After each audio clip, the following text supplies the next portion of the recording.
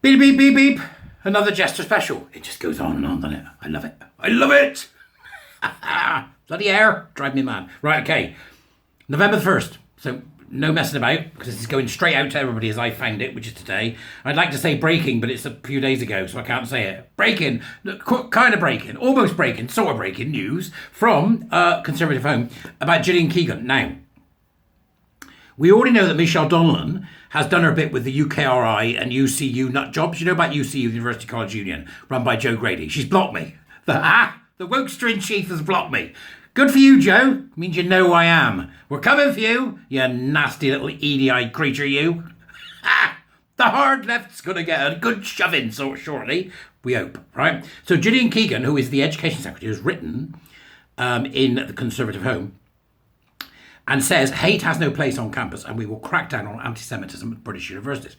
This is just great. So you can read it. It's in the Dubris, right? I'm going to put it out straight away so you've got it. No student should have to attend university in a climate of fear. British universities rightly pride themselves on their openness, tolerance and the diversity of the student body. It is why we are a top destination for international students and why we are home to many of the best universities in the world. Go the UK, I say, right? Now, that tolerance goes both ways. Right? There are many who are legitimately concerned about the humanitarian impacts of the conflict in both Gaza and Israel. And they have every right to make their feelings known. That is also reflected in the government's response. We have fiercely defended Israel's absolute right to defend itself, while simultaneously providing aid to innocent civilians equally suffering in Gaza. However, freedom of speech has its limits, right? Now, there are some people who say that they're free speech absolutists. I am most of the time, but I draw the line at A, fire in a theatre, the usual one, right? Okay, and B, cause to violence, okay, and libel, 3. That's it, really. But so that's where she's coming from. She doesn't mean, to curtail free speech. She means there are times when it's not appropriate, and she's right. The images I have seen of Jewish students being harassed or pro-Hamas demonstrations being held on campuses have been despicable, and that's the word for it. Right, that's the word for it. Some of these students have contacted me and have told me that for the first time in their lives they have feared expressing or showing their religion in public. This is unacceptable and cannot be allowed to take place in a free society. Absolutely spot on, right? Absolutely spot on. What I saw in London at the march was appalling. That's the only word to describe it. It is a crime in this country to elevate a terrorist organisation, to become a cheerleader for a terrorist organisation. This is an interesting one. This particular article has a resonance for me that I'll explain in a bit. Gillian then goes on to say, the University and College Union, the UCU, which represents higher education staff, does it, right? Even tried to justify the atrocities in a recent statement. Worse still, the UCU branch at UCL has gone further, calling for intifada, which refers to an uprising. Yes, they really did it. This is irresponsible and deeply wrong. The promotion of conflict and glorification of terrorism will never be tolerated. UCL has rightly condemned their incitement of violence and called on the UCU to withdraw their statements. It is dangerous, extreme, and puts Jewish students and staff at risk of genuine harm. Hamas is a terrorist organisation which is proscribed in the UK. The Home Secretary has been clear that it is illegal to support them in this country, and people who do so will face the full force of the law. As they should. I have been made aware of some university lecturers who have expressed extremely disturbing views. These ideologies are dangerous at the best of times, but even more so when in positions of power and influence. Many of our universities have taken a robust approach to any display of pro-Hamas rhetoric. Already, several have been immediately suspended, with further investigations ongoing either by the universities or the police. This is how you deal with these people. On top of this, several student societies have been suspended, with many more investigations currently ongoing. One university on the south coast is currently carrying out a misconduct hearing, and the person involved has been referred to the Prevent Counter-Terror Programme. Another at a different institution has been arrested.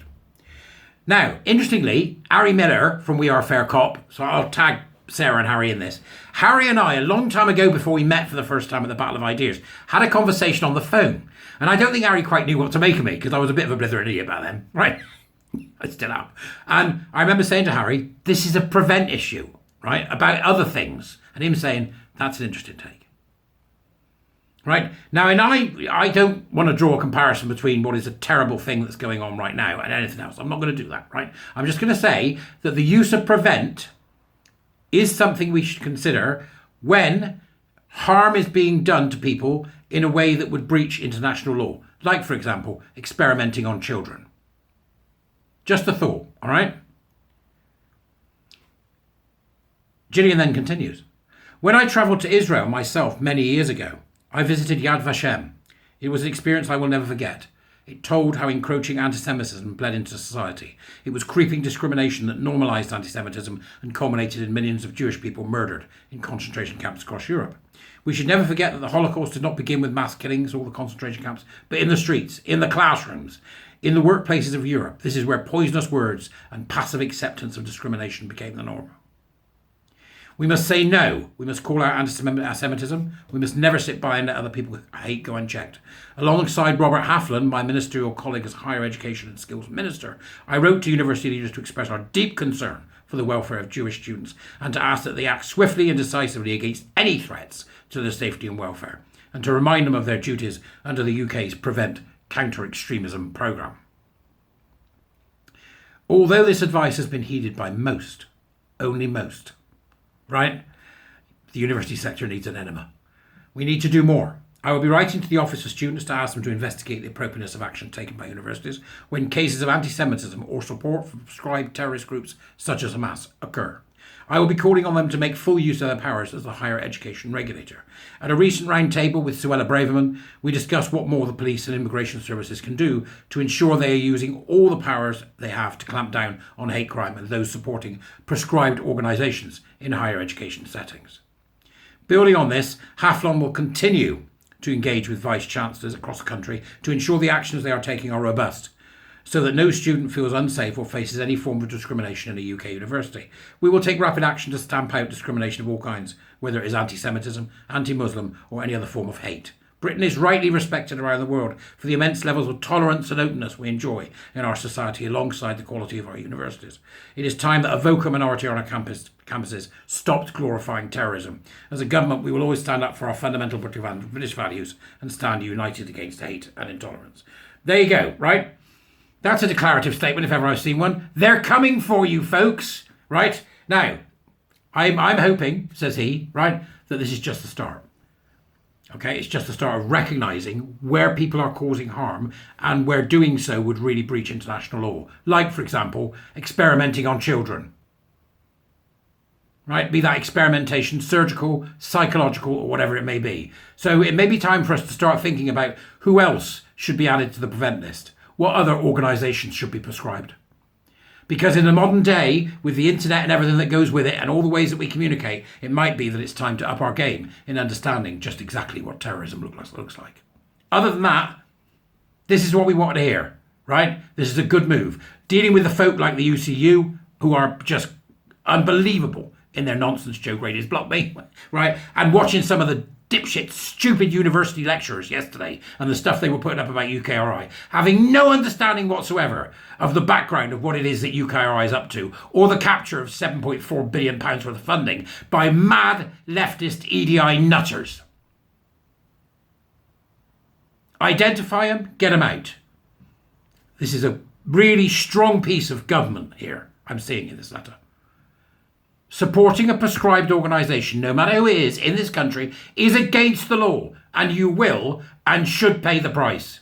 Are you listening, Joe Grady? See you later, folks.